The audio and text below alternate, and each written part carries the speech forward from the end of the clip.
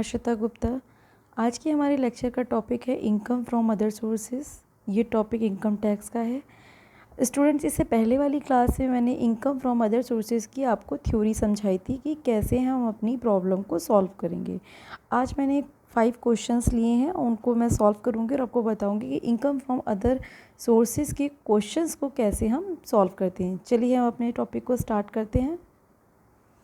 पहली प्रॉब्लम हमने ली है कि देखिए क्वेश्चन हमने यहाँ पे स्क्रीन पे लिखा हुआ है, ठीक है। मैं आपको समझा देती हूँ क्वेश्चन में क्या चीज़ कही जा रही है और उसका सल्यूशन जो है मैंने नेक्स्ट स्लाइड पे किया हुआ है, ठीक है। From the following particular submitted by the Shri Ram Kumar and compute his income from other sources. Mister Ram Kumar की हमें income from other sources assessment year की फाइंड करनी है 1920 की, जो इन्होंने इनकम अर्न की है 1819 में। Okay, as a director X co limited company he received 12,000 rupees per month salary and 1,200 rupees entertainment allowance. Company provide him car both official and personal purpose. Personal purpose is used estimate to 50%.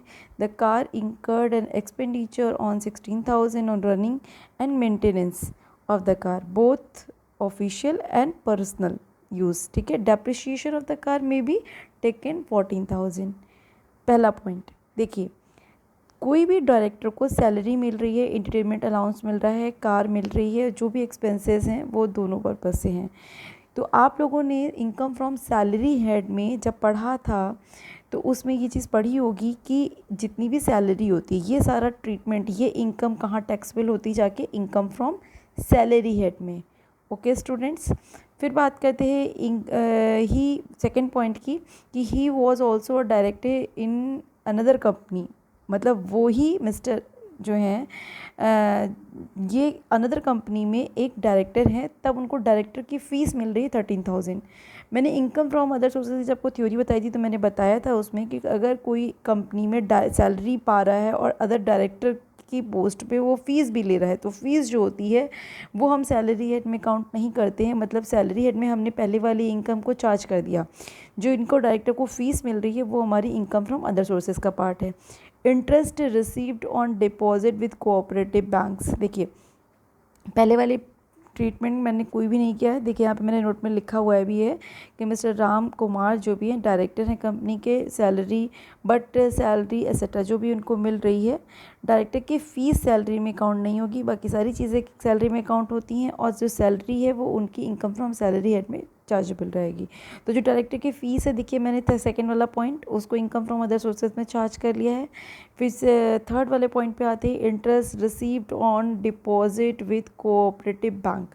हमने interest हमको मिला है cooperative bank में, हमने deposit किया 2,000 rupees, तो वो as it is हमारा टैक्सेबल हो जाएगा क्योंकि किसी भी बैंक में हम डिपॉजिट करते हैं तो वो हमारी इनकम फ्रॉम अदर सोर्सेज होती है। ओके स्टूडेंट्स, फिर हम आते हैं नेक्स्ट अपनी dividend received from a foreign company 6,000 rupees. Dividend अगर हमें इंडियन कंपनी से मिलता है तो वो एग्जेम्प्ट होता है। ये मैंने आपको अपनी फर्स्ट स्लाइड में बताया था, आप जाके स्लाइड में देखिएगा, उसमें थ्योरी में मैंने उस पर अच्छे से समझाया है। जब डिविडेंड हमें किसी फॉरेन कंपनी से रिसीव होता है तो वो पूरा टैक्सेबल होता है। यहाँ पे देखिए मैंने पूरा टैक्सेबल कर दिया है। Dividend from foreign company 6,000 rupees. Winning received winning from lottery. अब लॉटरी से हमें इनकम रिसीव्ड हुई है 24,500। ये हमारी नेट इनकम है स्टूडेंट्स, ध्यान रखिएगा। जब आपको नेट इनकम दी होती है तो उसको हम ग्रॉसअप करते हैं। मैंने अपनी फर्स्ट स्लाइड में फर्स्ट जो इसकी पीपीटी बनाई थी, आप देखिएगा जाके फर्स्ट लेक्चर में, उसमें मैंने आपको फॉर्मूला बताया था कि अगर हमको कोई भी नेट अमाउंट दी है, रिसीव्ड कितनी रिसीव्ड हुई, तो उसको हम क्या करेंगे, ग्रॉसअप करते हैं। ग्रॉसअप का फॉर्मूला होता है जो भी हमें अमाउंट रिसीव हो रही होती है इंटू करते हैं, मतलब उसका 70% अपॉन में निकालते हैं। जो भी अमाउंट होती है received amount divided by 70%। 70% divide में मतलब क्या हो गया कि उस अमाउंट को 100 से मल्टीप्लाई करेंगे और 70 से डिवाइड कर देंगे, तब हमारी जो वैल्यू आएगी 35,000 आ जाएगी। फिर नेक्स्ट अपने पॉइंट पे आते हैं। नेक्स्ट हमारा है income from agriculture in England. England में हमारी कोई एग्रीकल्चर लैंड है, उससे हमारी इनकम हुई है। फॉरेन कंट्री में हमें कोई भी एग्रीकल्चर लैंड पे अगर इनकम होती है तो वो हमारी टैक्सेबल हो जाती है इनकम फ्रॉम अदर सोर्सेज में। ये देखिए यहाँ पे मैंने टैक्सेबल कर दिया है। फिर आपका है harmonious of the delivery lecture. हमने अपने लेक्चर्स दिए हैं एक सोसाइटी में, उसकी हमको फ़ीस मिली है 1,200 रुपीज़। ये भी हमारी एज इट इज़ टैक्सेबल हो जाएगी। इन सारी इनकम को हम ऐड कर देंगे तो हमारा क्या आ जाएगा, इनकम फ्रॉम अदर सोर्सेज। देखिए यहाँ पे मैंने सेकंड पॉइंट में एक्सप्लेनेशन में दिया हुआ है भी, डिविडेंड अगर हमें किसी फॉरेन कंपनी से रिसीव होता है तो उसको ग्रॉस अप नहीं करते हैं, ठीक है, बिकॉज क्योंकि हम फॉरेन कंपनी से हमें मिल रहा है और ये चार्जेबल होता है। विनिंग इनकम कोई भी होती है वो फुल्ली टैक्सेबल होती है। आई थिंक आपको मेरी फर्स्ट प्रॉब्लम जो मैंने ली थी वो क्लियर हो गई होगी। हम अपनी सेकंड प्रॉब्लम की तरफ मूव करते हैं। सेकंड प्रॉब्लम में हमने लिया है एक क्वेश्चन और उसमें स्वामी प्रसाद का लिया है, उनकी हमको income from other sources find करनी है। इसमें देखिए डिविडेंड फ्रॉम कंपनी ग्रॉस हमें दे रखा है 2500। जो लैंड है वो हमारी क्या है, एग्रीकल्चर है। स्टूडेंट्स ध्यान रखिएगा, जो हमारा डिविडेंड फ्रॉम कंपनी मिल रहा है ये हमारी एग्रीकल्चर लैंड पे मिल रहा है, तो ये हमारा एग्जेम्प्ट होता है, ठीक है। इसलिए देखिए मैंने इसमें यहाँ पे एग्जेम्प्ट कर दिया, मैंने लिखा भी है। फिर हमको सेकेंड अमाउंट मिली है हॉर्स रेसिंग से। हॉर्स रेसिंग से हमें जो भी अमाउंट मिली है, देखिए हमने यहाँ पे 2500 रुपीज़, सॉरी स्टूडेंट्स, यहाँ पे देखिए हॉर्स रेसिंग से, फ्रॉम हॉर्स रेसिंग से हमें 2500 रुपीज़ है वो देखिए हमने टैक्सेबल कर दिया है। यहाँ पे अमाउंट जो है मैंने ऊपर नीचे लिख दी है, आप देख लीजिएगा। हॉर्स रेसिंग में 2500 रुपीज़ लिखना था और उसको आप नीचे कर लीजिएगा। देखिए मैं आपको मार्क कर देती हूँ इस स्लाइड में, ये दो अमाउंट ऊपर नीचे हो गई हैं, इनको सही कर लीजिएगा। विनिंग फ्रॉम हॉर्स रेस में 2500 कर दीजिएगा और हॉर्स लॉटरी वाले में आपका है फुल अमाउंट। क्लियर। देखिए यहाँ पे लिखा है विनिंग फ्रॉम अ लॉटरी। अब देखिए विनिंग फ्रॉम अ लॉटरी लिखा है, इसका मतलब यहाँ पे ये रिसीव्ड नहीं लिखा है, कोई भी वर्ड यहाँ पे रिसीव नहीं यूज़ हुआ है। इसका मतलब ये हमारी ग्रॉस दी हुई है, विनिंग अमाउंट कौन सी है, ग्रॉस दी हुई है, तो इसको हमको क्रॉस अप करने की ज़रूरत नहीं है। या आपका हॉर्स में ये अमाउंट लिखी है, ये अपोजिट मैंने देखिए मार्क किया है, ये दोनों अमाउंट आगे पीछे हो गई हैं, इनको सही कर लीजिएगा। ओके, नेक्स्ट हम अपने जाते हैं dividend received from a cooperative society. Cooperative society से हमें डिविडेंड मिल रहा है, ये हमारा टैक्सेबल होगा। देखिए हमने 500 रुपीज़ सेकेंड पॉइंट में टैक्सेबल किए हैं।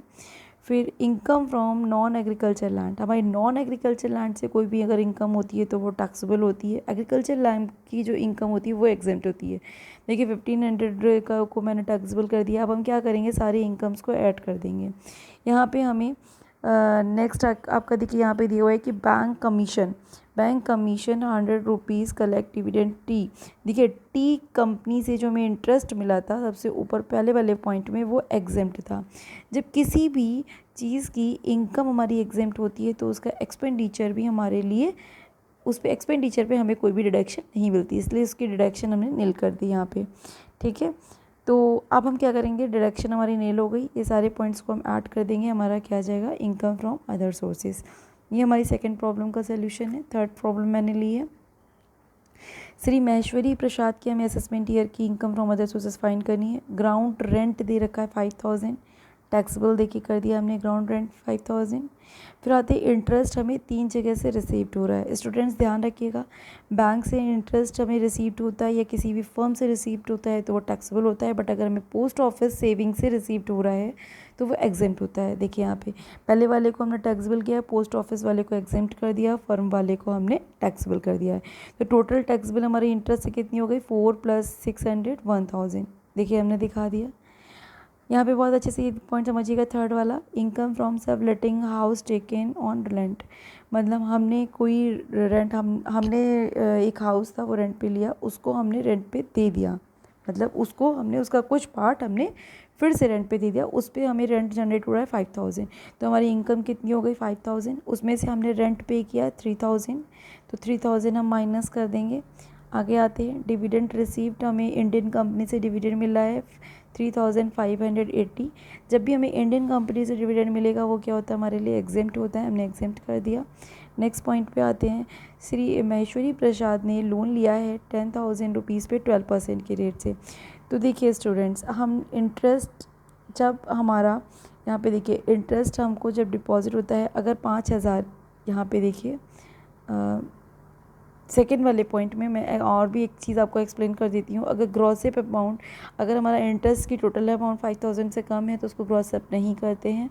ठीक है, यहाँ पे देखिए मैंने एक्सप्लेनेशन में ये चीज़ दी हुई है, मेंशन किया हुआ है। देखिए यहाँ पे लास्ट में एक पॉइंट और भी दिया हुआ है कि he paid bank commission 1% for collecting dividend. Dividend हमारा एग्जेम्प्ट है तो उस पे होने वाले एक्सपेंडिचर भी हमें अलाउ नहीं होंगे। फिर हमने एक्सप्लेन किए 400 rupees for collecting rent of house. जो हाउस हमने रेंट पे दिया था उसके रेंट को कलेक्ट करने के लिए हमने 400 रुपीज़ और एक्सपेंडिचर किया है। तो देखिए स्टूडेंट्स, यहाँ पे देखिए मैंने ये 400 रुपीज़ को यहाँ पे माइनस किया है। आई थिंक आपको क्लियर हो गया होगा। तो फिर हम क्या करेंगे, हम सारी इनकम को 5000 प्लस 1000 प्लस 1600 सबको ऐड कर देंगे। हमारा टोटल कितना आ गया, 7600। ये हमारी इनकम फ्रॉम अदर सोर्सेज हो गया। नेक्स्ट टॉपिक पे आते हैं। देखिए यहाँ पे एक चीज़ और दी हुई थी, 2000 रुपीज़ बिजनेस में हमने इन्वेस्ट किया था, तो ये हमारे PGBP हेड में टैक्सेबल होगा, इसलिए हमने यहाँ पे नहीं दिखाया है। फोर्थ प्रॉब्लम हमने ली है मिस्टर एक्स की। मिस्टर एक्स के ये क्वेश्चन बहुत अच्छा क्वेश्चन है, इसको बहुत ध्यान से समझिएगा।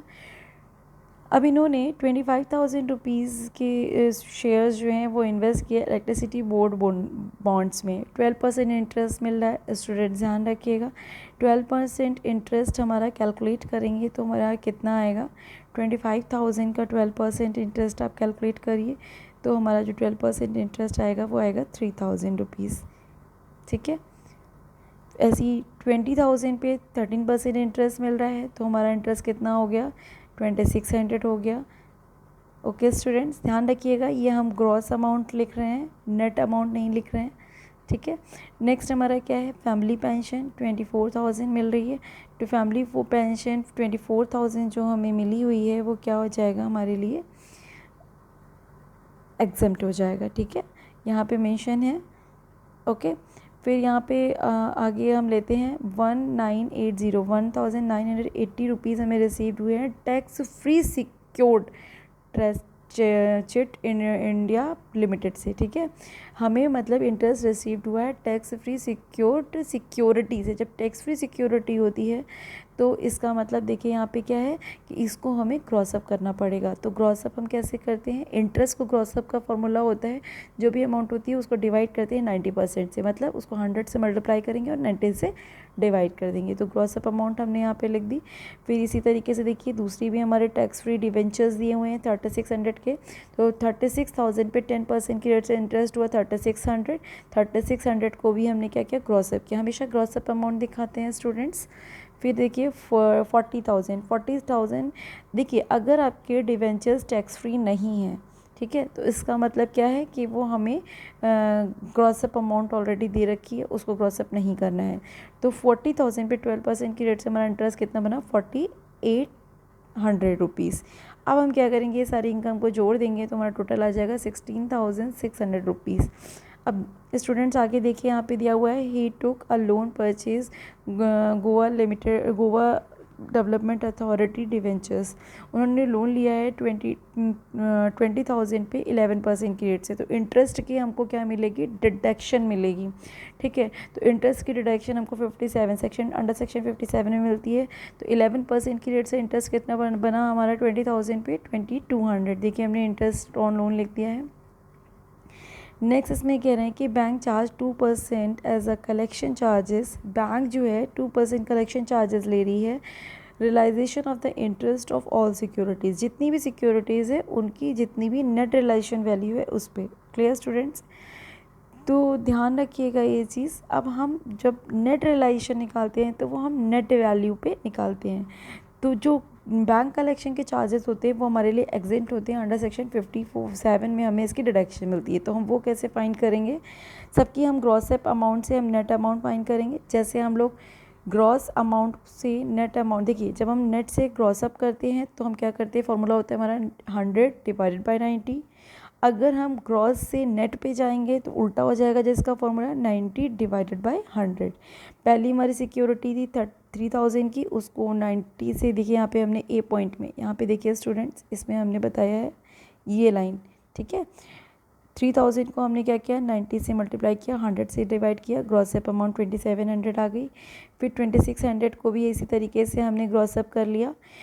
देखिए थर्ड वाली ऑलरेडी ग्रॉस अप दे रखी थी, ध्यान रखिएगा स्टूडेंट्स, ठीक है। थर्ड वाली आपकी ऑलरेडी ग्रॉस अप दे रखी थी। एंड फोर्थ वाली देखिए यहाँ पे 4000 रुपीज़ हमने लिया है। 4000 रुपीज़ को भी देखिए यहाँ पे टैक्स फ्री था, तो उसको मैंने फिर से ग्रॉस अप किया है, ठीक है। आप इसको ग्रॉस अप कर लीजिएगा, उसकी ग्रॉस अप अमाउंट ऑलरेडी दी थी हुई थी, इसलिए मैंने इसको ग्रॉस अप करके यहाँ पे 3600 रुपीज़ डायरेक्टली मेंशन कर दिया है। ओके स्टूडेंट्स, एक अमाउंट मैंने यहाँ पे नहीं लिखी है, आप लिख लीजिएगा 1980, ये 4 वाली अमाउंट। ये जो टोटल है, ये टोटल उस अमाउंट को भी इंक्लूड करने के बाद आ रहा है, ठीक है। वो मुझसे मिस हो गई है, आप लोग कर लीजिएगा। ये जितनी भी सिक्योरिटीज़ हैं 1 2 3 4 5 सबकी हम नेट अमाउंट लेंगे। पहले वाली की हमने नेट अमाउंट ले ली, दूसरी वाली की नेट अमाउंट ले ली, तीसरी वाली की 3600 ऑलरेडी हमको नेट दे रखी थी, ठीक है। 3600 हमने ले लिया। फिर सॉरी, तीसरी वाले की नेट अमाउंट हमारी 1980 था, ठीक है। और फोर्थ वाले का हमारा 3600 है। और गोवा अथॉरिटी वाले की हमारी, हमने इसको ग्रॉस किया था, इसका मतलब हमें इसकी नेट अमाउंट निकालनी है। तो नेट अमाउंट कैसे निकालेंगे, 90 से मल्टीप्लाई करेंगे और 100 से प्लस करेंगे। देखिए ये 4 अमाउंट हमने ABCD लिखा है, इसमें एक अमाउंट और ऐड कर दीजिएगा। यहाँ पे देखिए ये चीज़ मैंने मेंशन की, ये वाली अमाउंट आप यहाँ पे और ऐड कर दीजिएगा, ठीक है। तो आपका जो टोटल आएगा वो आ जाएगा 14,940। अब इस पर हमें बैंक जो कलेक्शन चार्जेस ले रही है वो 2% ले रही है। ये देखिए हमने यहाँ पे दिखाया है बैंक कलेक्शन चार्जेस 2%, उसका हम बैंक कलेक्शन चार्जेस 2% दिखा देंगे, तो हमारा ये डिडक्शन, ये दोनों डिडक्शन हमको मिल जाएगी अंडर सेक्शन 57 में। हम इसको माइनस कर देंगे, इंटरेस्ट ऑन सिक्योरिटी आ जाएगा। ओके स्टूडेंट्स, आई थिंक ये आपको क्वेश्चन क्लियर हो गया होगा। नेक्स्ट क्वेश्चन पे हम अपने आते हैं, क्वेश्चन नंबर 5। मिस्टर एक्स जो है वो एक रेजिडेंट इंडिविजुअल है, उनकी हमको क्या निकालना है, इनकम फ्रॉम अदर सोर्सेज निकालना है। अब देखिए रॉयल्टी इनको मिली 20,000, रॉयल्टी 20,000 है। अब देखेंगे हम, देखिए रॉयल्टी टैक्सेबल होती है, उस पर अगर हम कोई एक्सपेंडिचर कर रहे हैं तो उसकी हमको डिडक्शन मिल जाती है। तो रॉयल्टी 20,000 है, ये देखिए यहाँ पे ये 20,000 है, बट इस पर हमने एक्सपेंडिचर किया है 3,000 का, ये देखिए नीचे दिया हुआ है, ठीक है स्टूडेंट्स, ये पॉइंट ध्यान रखिएगा। चलिए हम आगे आपको समझाते हैं। अब देखिए यहाँ पे इनकम फ्रॉम रॉयल्टी 20,000 में से 3,000 माइनस कर दिया, क्योंकि इसके हमको अलाउ हो जाएंगे एक्सपेंसेस। 17,000 हमारी नेट इनकम आ गई।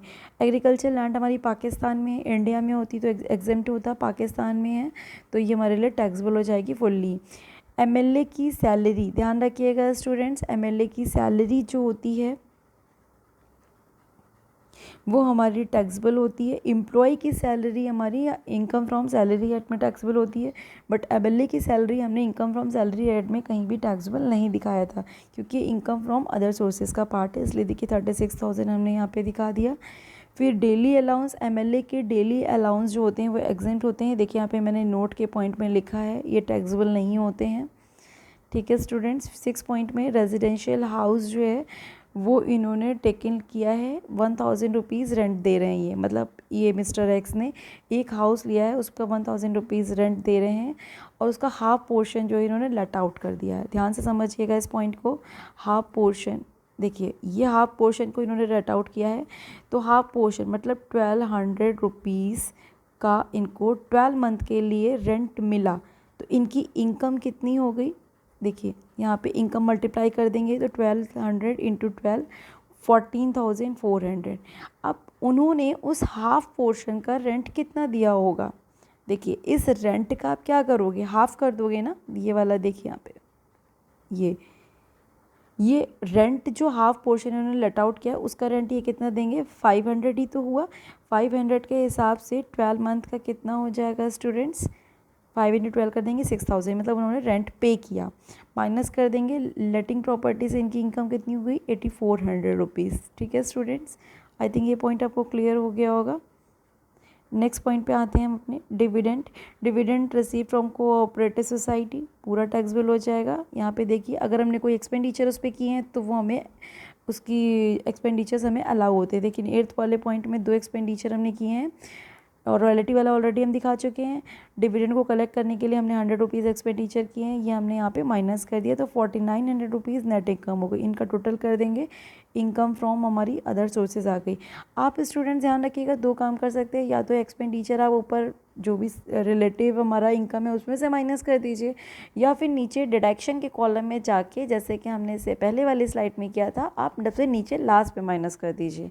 ठीक है, तो दोनों तरीके से आप क्वेश्चन को कर सकते हैं। यहाँ पे मैंने पॉइंट्स दिखा दिए हैं जो भी इंपॉर्टेंट थे। मैंने ये 5 क्वेश्चंस लिए हैं। आपको आई थिंक ये सारे क्वेश्चंस क्लियर हो गए होंगे। आप स्लाइड्स को मूव करके देख सकते हैं। अगर कोई क्वेरी हो तो आप कमेंट बॉक्स में मेंशन कर दीजिएगा। किसी और टॉपिक पे वीडियो चाहते हैं तो आप वो टॉपिक भी मुझे मेंशन कर दीजिएगा, मैं उस टॉपिक पे वीडियो बना लूँगी। ओके क्लास, ये इस वीडियो को ज़्यादा से ज़्यादा शेयर करिए, सब्सक्राइब करिए मेरे चैनल को, ताकि आपको अच्छे अच्छे नोटिफिकेशन मिलते जाए जो भी मैं वीडियो बनाऊँ, एंड इसको लाइक कर दीजिएगा। Thank you students.